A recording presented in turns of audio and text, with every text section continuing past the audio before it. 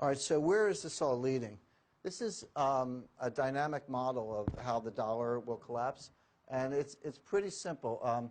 So just make up numbers, 311 million people, it's a nice round number for population in the United States.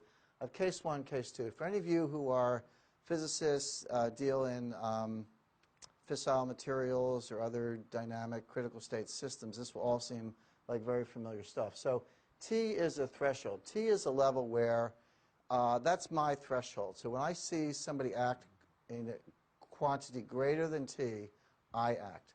So case one, we're subcritical. So what happens is 1,000 people reject the dollar, right? So 1,000 people reject the dollar, but for the next group, sorry, did I do this right? Oh no, so 500 people reject the dollar.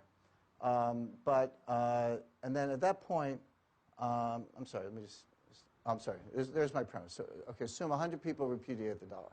So this is what happens. 100 people reject the dollar. Well, when 100 people reject the dollar, the next 1,000 people had a threshold of 500. In other words, if 500 people reject the dollar, they would reject it also. Their critical threshold is 500. But what happened is 100 people rejected the dollar. It wasn't 500. It fell below the critical threshold. So nothing else happened. That phenomena died out right at that level because that number is less than that number. Now, let's change it. And I'm only going to change two variables. I'm going to make the 500 100 over there, and I'm going to make the 10,000 1,000. But the bottom three are the same. Everything else in this system is the same. Now, 100 people reject the dollar. Well, what happens? Well, at 100, you've triggered the threshold for 1,000. So now 1,000 people reject the dollar. At that 1,000, you've triggered the threshold for 1,000,000. Now 1,000,000 people reject the dollar. Now the next threshold was 100,000. Well, we had 1,000,000, so we're over that. So now 10 million people reject the dollar. At 10 million, you've hit the next threshold, 100 million. The next threshold was 50. We crossed that with 100, so 200 million people. In the aggregate, the entire population of the United States rejects the dollar. This is exactly like you're in a movie theater, and 3 people get up and they run out. You say, that's odd.